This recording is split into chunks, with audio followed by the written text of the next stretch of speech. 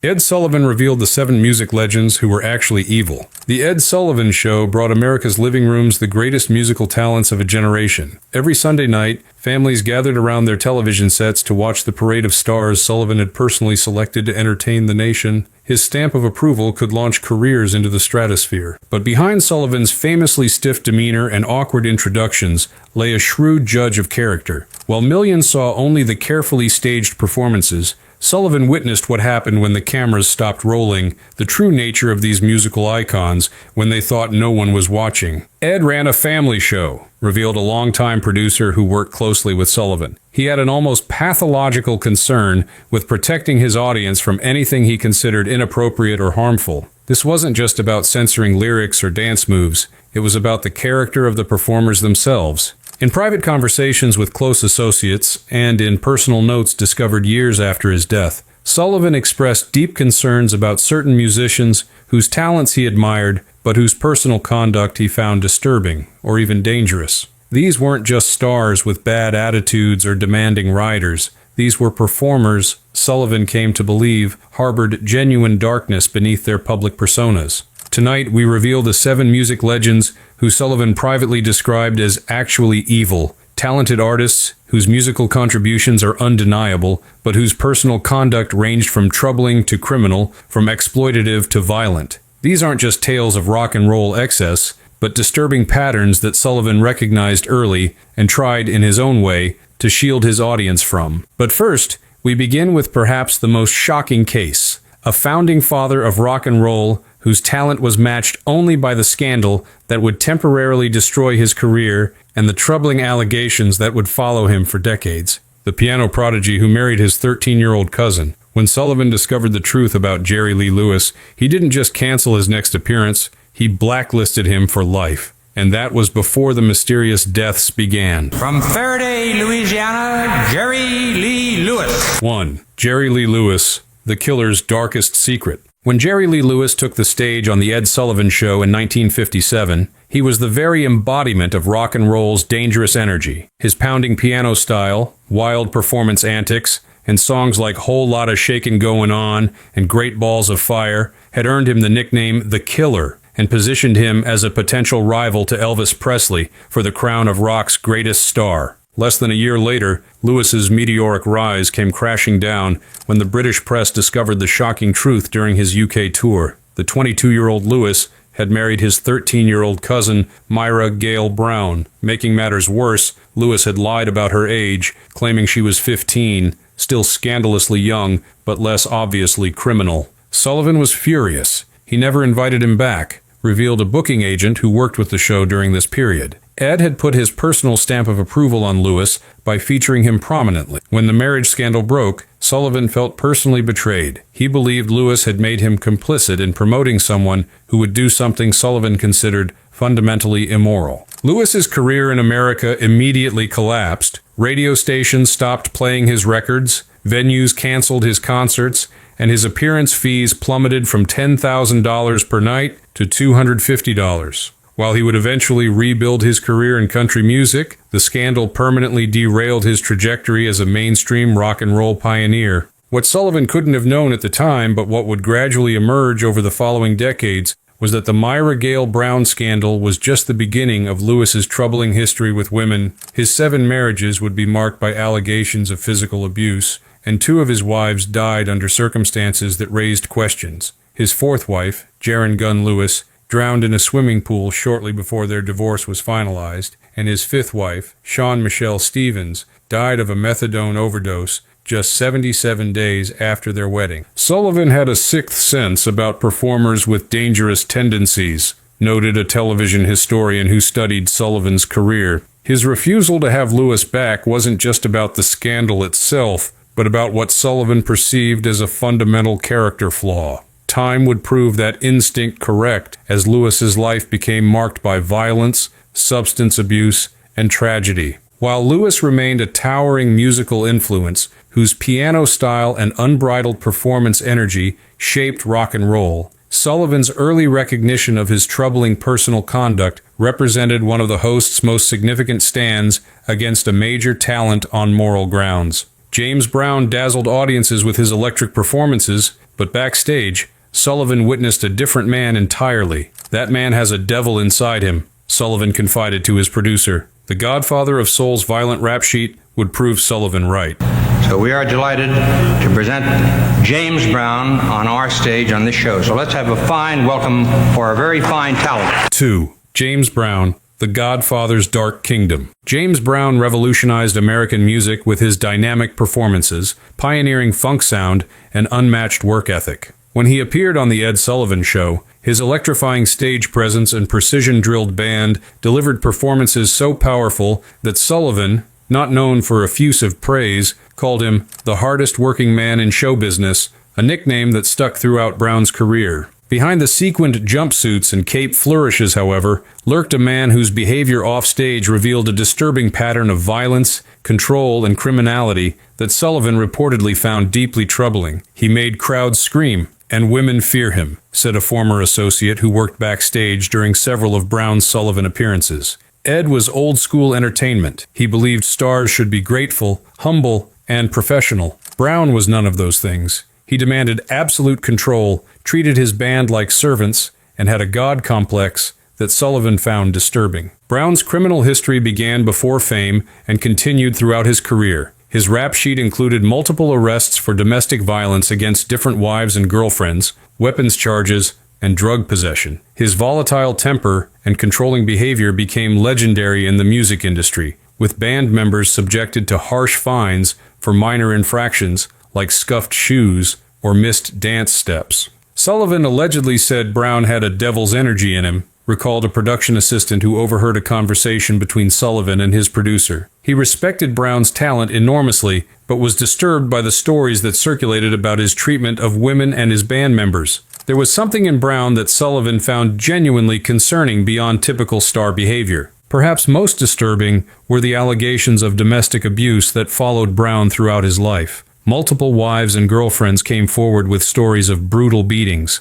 including his third wife, Adrienne Lois Rodriguez, who filed for divorce and multiple assault charges against him, then reconciled, only to die under somewhat mysterious circumstances in 1996 following cosmetic surgery. While Sullivan continued to book Brown due to his undeniable talent and audience appeal, staff members recalled that Sullivan maintained a professional distance from the performer that differed markedly from his warm relationships with other regular guests. "Sullivan was trapped in a dilemma with Brown," explained a music historian. "He couldn't deny Brown's cultural importance and musical genius, but he was deeply uncomfortable with aspects of his character. It created a strange dynamic where Sullivan would praise Brown's performances effusively on air while expressing private reservations about the man himself. Brown's musical legacy remains secure. His innovations shaped funk, soul, disco, and later hip-hop through extensive sampling of his work. But Sullivan's early recognition of the troubling aspects of Brown's personality proved prescient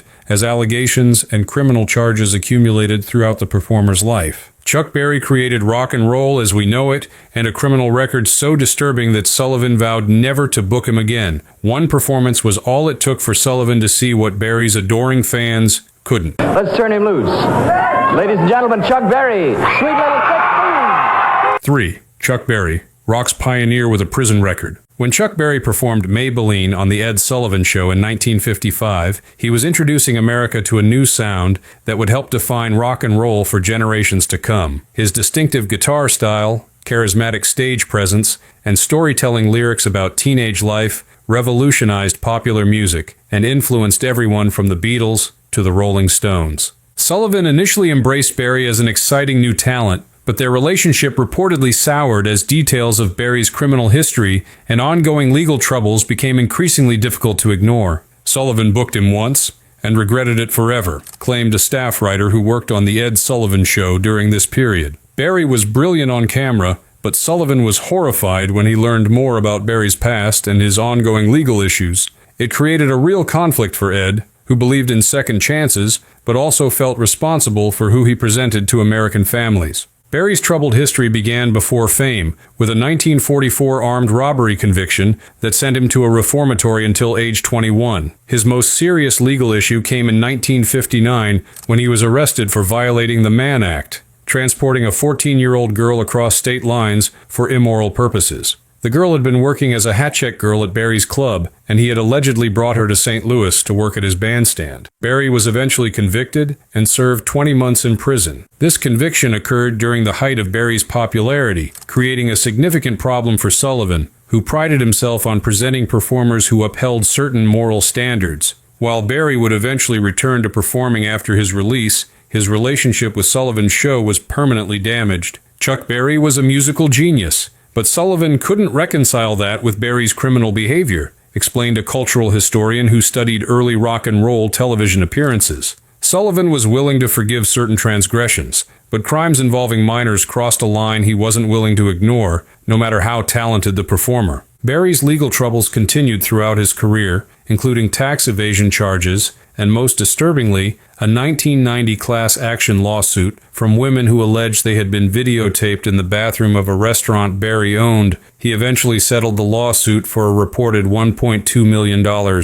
What makes Barry's case particularly complex is the undeniable impact of his music contrasted with his troubling personal conduct. His innovative guitar work, distinctive sound, and compositions like Johnny B., Good, Roll Over Beethoven, and rock and roll music literally defined rock music and influenced generations of musicians who followed. Sullivan was caught in the difficult position of recognizing Barry's revolutionary musical contributions while being deeply troubled by his personal conduct, noted the historian. It represented one of the earliest examples of the separation of art from artist that continues to challenge the entertainment industry today. Sullivan famously refused to show Elvis's hips on television. The real reason? Not the dancing, but what Sullivan called a disturbing pattern with young female fans that left him deeply concerned about the king's private appetites. Peace in the Valley. Here is Elvis Presley. 4. Elvis Presley, the King's Controversial Court. Elvis Presley's appearances on The Ed Sullivan Show in 1956 and 1957 remain among the most famous moments in television history. Performances so electrifying that they helped transform American popular culture overnight. Sullivan initially refused to book Presley due to concerns about his provocative performance style, only relenting after competing programs featured him to massive ratings. Sullivan's decision to censor Presley by filming him only from the waist up during his final appearance has become legendary. A moment that perfectly captured the generational divide between post-war youth culture and the established entertainment guardians. Sullivan saw the worship and feared the man behind it, said a former Sullivan staff member. What people don't realize is that Sullivan's concerns about Elvis went beyond the hip swinging. Ed was genuinely worried about the almost religious devotion Elvis inspired in young people, especially girls. He thought there was something unhealthy about it, something potentially exploitative. Sullivan's unease about Presley's influence represents one of his more controversial judgments. Unlike others on this list, Elvis had no known criminal record or documented cases of abuse. However, retrospective examinations of Presley's relationships have raised questions about certain patterns in his personal life. Most notably, Priscilla Beaulieu began her relationship with Elvis when she was just 14 years old, and he was 24. Though they didn't marry until she was 21, Priscilla later revealed that their relationship included controlling behavior, with Elvis shaping everything from her appearance to her movements. Additionally, biographers have documented Presley's apparent preference for very young, virginal women whom he could mold to his specifications. Sullivan wasn't privy to the details of Elvis's private life, but he sensed something in the dynamic between Elvis and his young female fans that troubled him, explained a cultural historian. It wasn't just moral panic about rock and roll. It was concern about the power imbalance between an adult male star and the teenage girls who idolized him. What makes Sullivan's judgment of Elvis particularly interesting is how it evolved over time. After initially resisting booking Presley, then censoring his performances, Sullivan eventually praised Elvis publicly, telling the audience after one performance, "This is a real decent, fine boy." This public endorsement came as Presley's management worked to soften his image, suggesting that Sullivan's concerns were partially addressed by the careful image control implemented by Colonel Tom Parker, Presley's manager. However, staff members reported that Sullivan maintained private reservations about Elvis's influence on youth culture. Elvis remains a complicated case on Sullivan's list, noted the historian. Unlike the others, there's no clear criminal behavior or documented abuse. But Sullivan's concerns about the power dynamics between adult male performers and young female fans raised questions that the entertainment industry continues to grapple with today. While audiences enjoyed Phil Spector's wall of sound, Sullivan warned his staff, "Keep that man off my show." Decades before Spector murdered an actress in his mansion, Sullivan had already identified him as genuinely dangerous.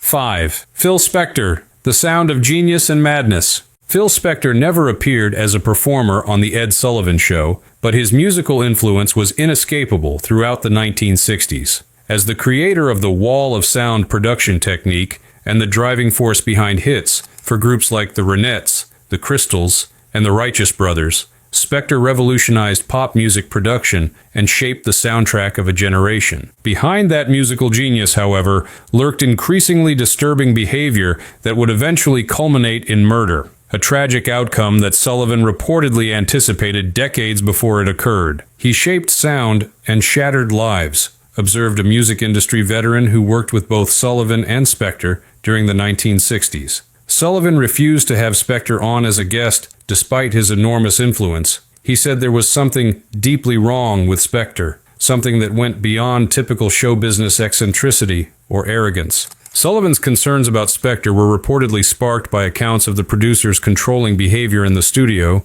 and his disturbing treatment of artists, particularly female singers. Ronnie Spector, lead singer of the Ronettes and later Phil's wife, would eventually reveal that her husband kept her virtually imprisoned in their mansion, threatening to kill her if she left him. Sullivan reportedly despised his arrogance and refused to feature him directly, said a booking agent who worked with the show. Acts produced by Spector would appear, but Sullivan deliberately avoided giving Spector personal attention or credit. This wasn't just professional jealousy. Sullivan genuinely believed Spector was dangerous and didn't want to elevate him personally. What makes Sullivan's assessment of Spector particularly prescient was how accurately it predicted the producer's eventual downfall. As Spector's behavior grew increasingly erratic and threatening through the 1970s and beyond, stories emerged about him pulling guns on artists including John Lennon, Leonard Cohen, and the Ramones during recording sessions. This volatile behavior culminated in the 2003 shooting death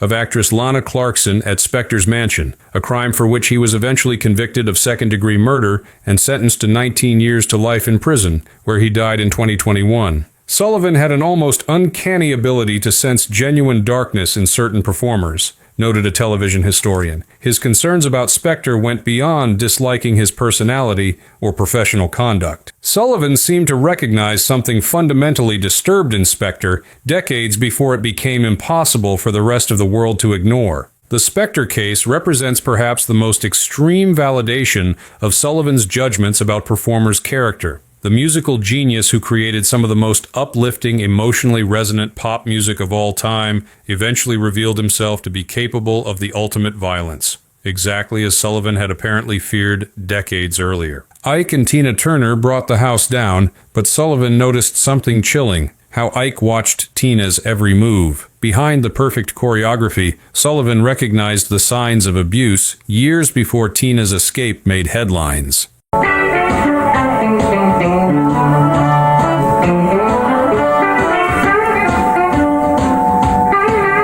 6. Ike Turner, the architect of musical and personal terror. Ike and Tina Turner brought explosive energy to The Ed Sullivan Show, with performances that showcased both Tina's dynamic stage presence and Ike's tight musical direction. Their rendition of Creedence Clearwater Revival's Proud Mary remains one of the most electrifying performances in the show's history, demonstrating why they were considered one of music's most powerful live acts. Behind the coordinated stage show and musical precision, however, lurked one of music's most notorious cases of abuse and control, a situation that Sullivan reportedly recognized early and found deeply disturbing. On stage, it was electric. Off stage, it was hell, said a stage manager who worked multiple Ike and Tina Turner appearances on the show. Sullivan wasn't easily fooled by image. He saw how Ike controlled everything: the band, the Ikettes, and especially Tina. The way Ike watched her every move gave Sullivan concerns almost immediately. According to staff accounts, Sullivan developed a warm relationship with Tina, while maintaining a noticeably cool professional distance from Ike. This wasn't just personal preference, but reportedly stemmed from what Sullivan observed backstage and heard from industry contacts about Ike's treatment of his wife and performers. Ed loved Tina, but Ike's violence, control, and cocaine-fueled rages disgusted him, revealed a production assistant who worked on several of their appearances. Sullivan would go out of his way to compliment Tina directly, deliberately bypassing Ike, which was practically unheard of given Ike's controlling nature. It was Sullivan's subtle way of acknowledging what he believed was happening behind closed doors. What Sullivan apparently sensed became public knowledge years later, when Tina finally escaped the relationship in 1976, and eventually revealed the full horror of her marriage in her autobiography, I, Tina, and the subsequent film, What's Love Got to Do with It? Tina described enduring years of severe physical abuse, being forced to perform while injured, and living in constant fear for her life. Sullivan booked them early on, but sources say he kept his distance from Ike, explained a music historian. This wasn't just personal dislike, but genuine moral judgment. Sullivan believed that Ike's treatment of Tina and others in his orbit crossed a line from difficult personality into something truly evil. Ike Turner's musical contributions remain significant. Many music historians credit his 1951 recording Rocket 88 as the first rock and roll record, and his tight band direction created a distinctive sound that influenced countless performers. However, these achievements have been permanently overshadowed by his documented abuse and control of Tina and others in his orbit. Sullivan's dilemma with Ike and Tina demonstrates the complex moral calculations behind his booking decisions, noted a television historian. He continued featuring the act because of their undeniable talent and Tina's star quality, but he made his disapproval of Ike clear in subtle ways that industry insiders recognized, even while maintaining the professional courtesy his show was known for. One word, one broken promise. The night Jim Morrison deliberately defied Sullivan on live television didn't just end with a ban. It confirmed Sullivan's suspicion that Morrison's self-destruction would eventually consume him completely.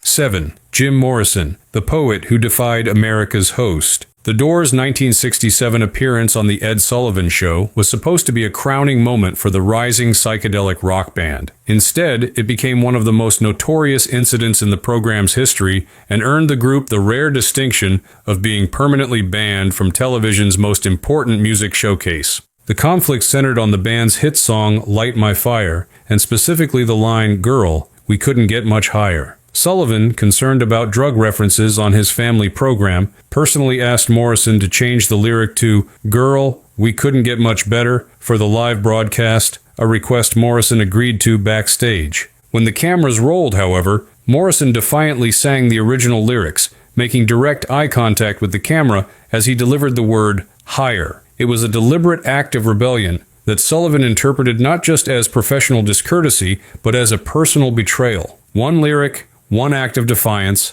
total blackout, summarized a producer who witnessed the aftermath. Sullivan was livid. When the performance ended, he refused to shake their hands, something he almost never did with guests. Backstage, he told their producer, "You will never do the Sullivan Show again," and they never did. Unlike some conflicts that stemmed from Sullivan's concerns about performers' off-camera behavior, the break with Morrison happened in full view of the television audience. It represented a direct challenge to Sullivan's authority on his own program, something the host found unforgivable. Sullivan banned the Doors for life, called Morrison a walking ego trip on acid, revealed a booking agent who worked with the show. It wasn't just about the lyric itself. Sullivan believed Morrison had looked him in the eye, made a promise, and then deliberately broke it on live television specifically to undermine him. He saw it as a character issue, not just a creative disagreement. Morrison's defiance came during a period of increasing unpredictability in both his personal and professional life. His alcohol consumption was becoming problematic,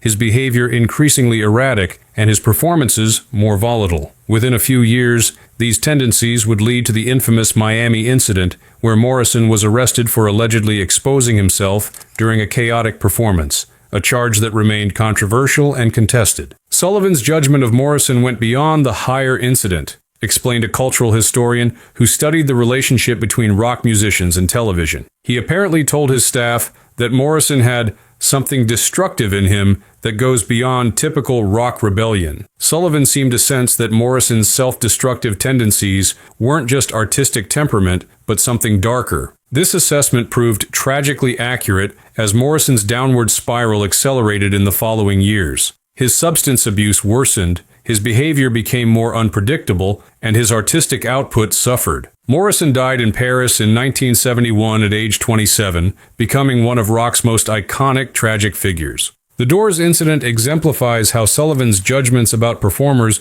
weren't always based on criminal behavior or hidden misconduct, but sometimes on what he perceived as fundamental character flaws revealed in professional interactions. Morrison's willingness to break his word on live television struck Sullivan as evidence of a deeper moral failing that justified permanent exclusion from his platform. The Sullivan Standard: What His Judgments Reveal. Ed Sullivan's private assessments of these 7 musical legends reveal something important about both the man himself and the era he represented. Unlike today's fragmented media landscape, Sullivan served as America's primary cultural gatekeeper for nearly 2 decades, determining which performers deserved the massive exposure his program provided and which would be denied access to millions of living rooms each Sunday night. Sullivan's judgments were never purely about talent. He regularly featured performers with limited abilities but solid professional reputations, while occasionally restricting or banning genuinely innovative artists whose personal conduct he found troubling. This wasn't arbitrary moralizing, but reflected Sullivan's deeply held belief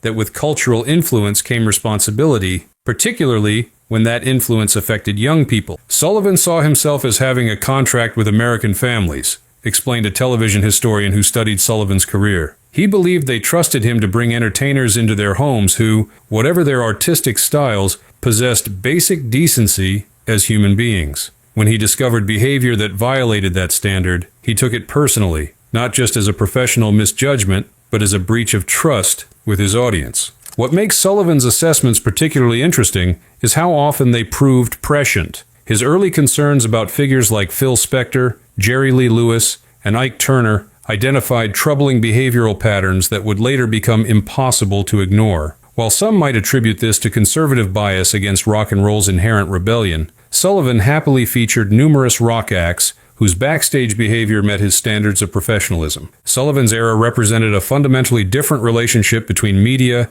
and celebrity morality. Without social media to instantly expose misconduct, and with powerful studio publicity departments controlling stars' public images, Sullivan's behind-the-scenes access gave him insights into performers' true characters that the general public often lacked. Sullivan wasn't always right in his judgments, and by contemporary standards, some of his moral boundaries seem outdated, noted a cultural critic. But he took seriously the responsibility that came with his platform at a time when television exerted enormous influence on American culture. His concern wasn't just about protecting his show's reputation, but about the cumulative impact these performers had on society. The passage of time has complicated our view of these 7 musical figures. Their artistic contributions remain undeniable. They created sounds, styles, and songs that fundamentally shaped popular music. Yet their personal conduct, ranging from troubling to criminal, forces us to confront difficult questions about separating art from artist